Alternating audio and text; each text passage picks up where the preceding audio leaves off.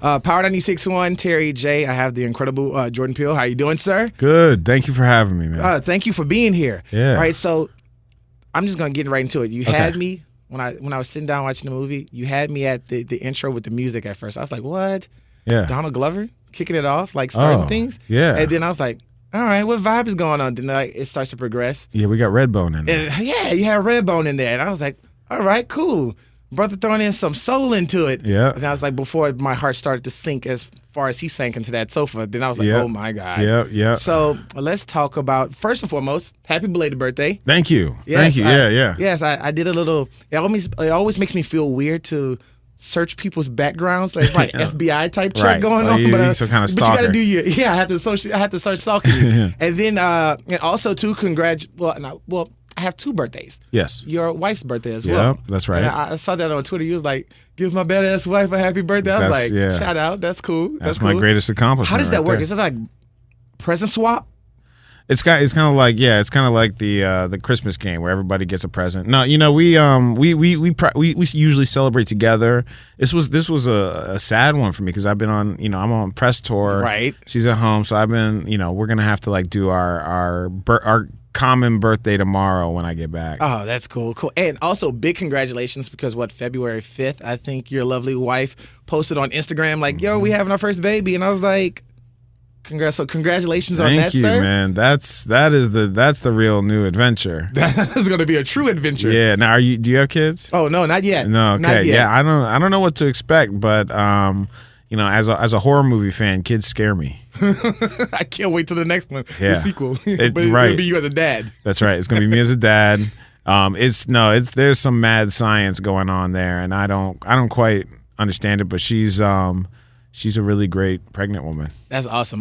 As a son, I will tell you, expect nothing but appreciate everything. As a son, yeah, as a son, because I call my dad, like, he's back home in Louisiana, but he's that guy for me. Like, he's my best friend, but he's the mentor, but he's also like the stern voice, like son. And it's like, oh, yeah, okay, cool. I gotta work on my stern voice. Yeah, you gotta work on that. Hey, get it together, young man. Hey, not in my house. Hey, what? Yeah, watch it. We're gonna keep working on that. We're gonna keep working on it. No, don't you talk to your mother like that. I will. I brought you into this world. I will take you out. There it is. That's what you got it. That's a staple line, though. Yeah, that's a staple line. I don't have to like you. I don't have to like you. My job is in my house. In my house, do the whole Denzel and Fences routine. Yeah, that's a good movie too. That's a good movie. Back to movies though. Tell me, Tell me about the process of the movie. How far back? I know you just didn't roll over one day. I was like, ooh, I got this movie and I'm gonna write it. Tell me about the process when it first started in your mind as a conception. It was this was like 8 years ago, and I wanted to make a classic horror movie. And I thought race was just not something we were talking about enough. Obama was president. It was thought we were in this post-race world. So I felt like, hey, if anybody can take on race in a horror movie, it's me. I can do that. I know how to do that. And I love Night of the Living Dead. It was like 50 years ago was like the last time horror dealt with race. Right. Okay. So that was the beginning of it, and like I love the Rosemary's Baby and the Stepford Wives, and what those movies did with gender was kind of a clue to me that you can make a movie about race that's like a mystery and that's makes your head spin and is entertaining, but also says something. Very cool, very cool. In the movie, I'm watching it, and I'm not gonna lie, you can almost. For me, it got scary almost instantly, and it was so simple. He goes, does your parents know that I'm black? And she goes, like, no. I was like, oh. She's like, why? Should they? I was like, wait a minute. As an African-American male in the South, and I have stepped out of my race a couple times. That's how interesting way to phrase it. You stepped out of your race. I didn't know how to quite politically put that.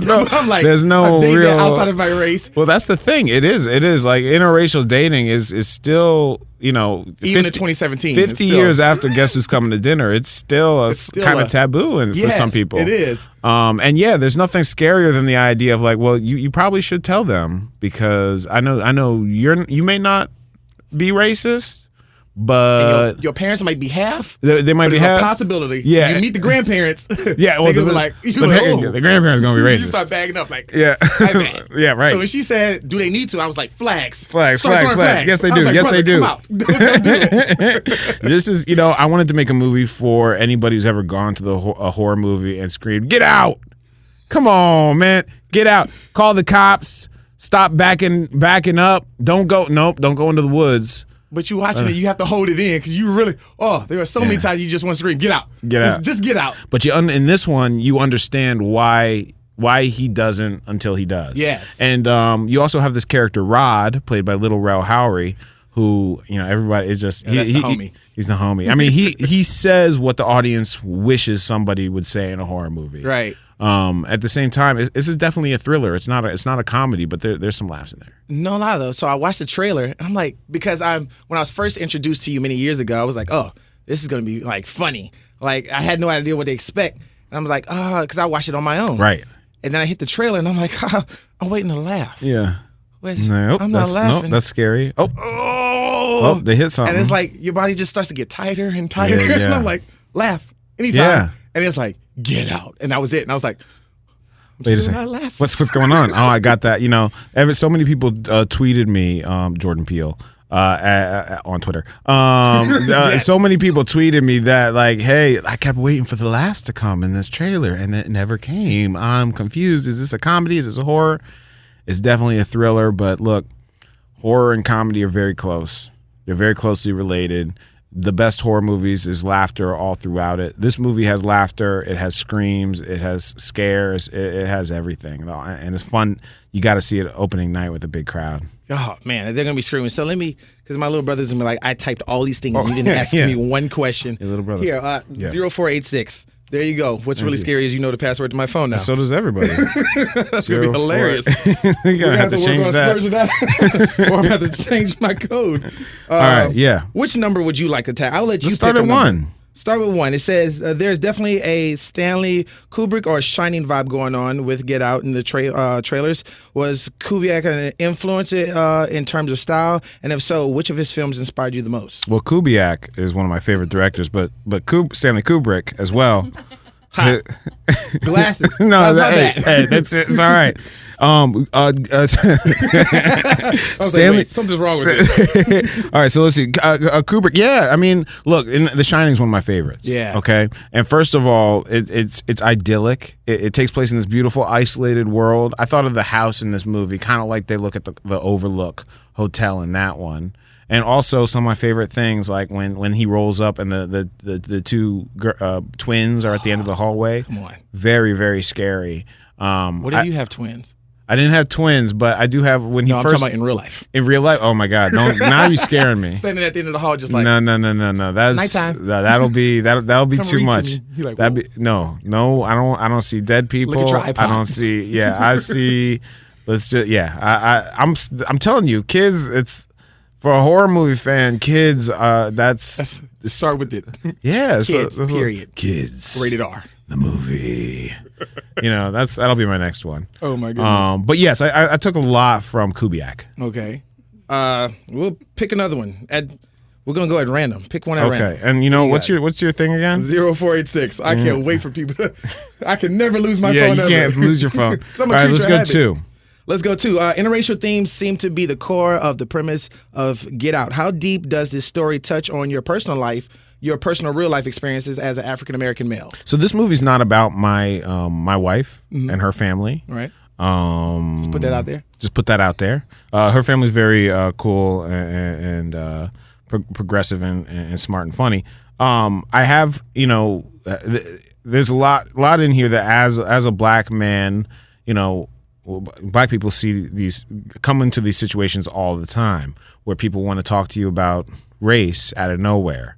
You ever had a white person come up to you and be like, I love, what's your favorite basketball team? Let's talk about basketball.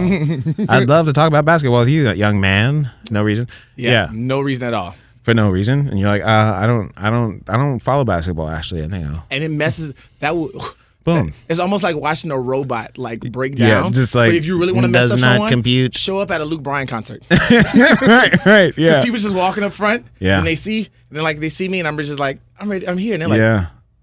I spent. do you really want to be here? And I'm like, I spent some time. I did a movie down here, 7 years ago or something, in rural Georgia, and I just had people coming up to me and being like, "Man, hey, we love Darius, man. We love Darius.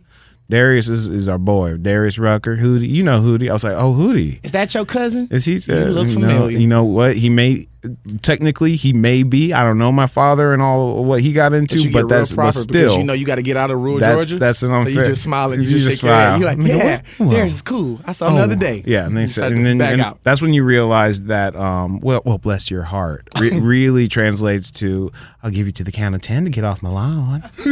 You're like, well, You're like, I only okay. need 5. I only need 5. Got you. No, I had a great time, and I had a great time shooting this movie in Alabama too. And I brought my sort of preconceived notions as to what that would mean, coming down south and doing this racial movie. I have to say, you have to give people a chance because, there might be, I don't know what people are saying behind closed doors and whatnot, but Southern hospitality is a real thing. Yeah, it is. They'll surprise you. Yeah, they'll surprise you. They will, one way or the other. One way or the other. We'll do one more. But before we do, I just want to say, as I was doing my research about you, I will say I watch Brooklyn Nine-Nine, so I'm familiar with her character. Yeah. And so it's my wife, Chelsea Peretti. I didn't realize at first. I like to be more on the, if you're an artist, you do music. If you're a director or you're doing movies, like I want to know about your project. Yeah. And then so I'm still naive to the fact of, people have real lives, but I try not to delve too much into the personal because, I feel like you should still have a certain amount of space and privacy. Sure. But then once I connected the dots and I was like, wait, he's married. And To Chelsea Peretti? And it was almost like I started to like break down. I was like, my mind started, you remember the Key and Peele skit you guys did where it was like dubstep? Yeah. And you're like losing it? Yeah. Yeah, you had I swear my nose almost started bleeding. I'm like, oh my God. You had a short circuit. Connection starts happening. Yeah, I'm like, yeah. A lot of people don't know that. That's my girl, man. She is the funniest person I know, and we have a comedy household. So, oh my goodness, our child is going to be sick of comedy. But how do you differentiate when you're serious? Like, I'm sure you know now because you guys probably have been together for a while. But you have one of those serious times where you say something, but you're like kind of joking, but you don't realize you crossed the line. You're like, but you're not laughing though. Yeah, I mean every now and then. Look, I mean she is very honest with me, so she will straight up. She won't hold bar. She'll tell me if something is not funny or what. How you know you're in trouble? How do I know I'm in trouble? How you know you're in trouble? I know. What's one sign? I know far before I'm in trouble. what I'm in trouble. No, it's someone's like in the background screaming, "Get out!" Get out. Look, I don't really get in trouble. Like she's not a domineering person. But if I mess up, she finds out. She will not waste a second. She'll just tell me with her cute ass dry voice, just like you messed this up, right? You messed up, right? Yeah. All right, so we're gonna get to one more. I'll let you. I'm gonna go with it. Let's see. Are there any words of wisdom? I can see he slid this one in. Mm-hmm. Are there any words of wisdom that you could pass along to any first-time feature film directors preparing to embark on their journey? Well, I would say it's if you can write your own work, it's good. It's helpful.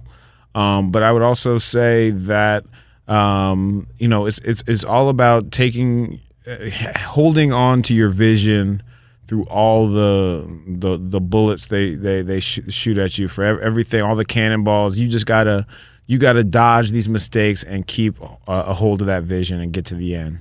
Cool. In closing, what do you want people to take from the movie? And then tell us when it comes out and what do you want people to do? So Get Out comes out Friday, February 24th. It is a movie that's meant to be seen with a group. I want you to go. I want you to have a good time. I want you to scream, laugh, cry, shout, and then hopefully you have some good conversations afterward. Cool. Thank you, Mr. Jordan Peele. Power 96.1. Thank you. Thank you. Thank you.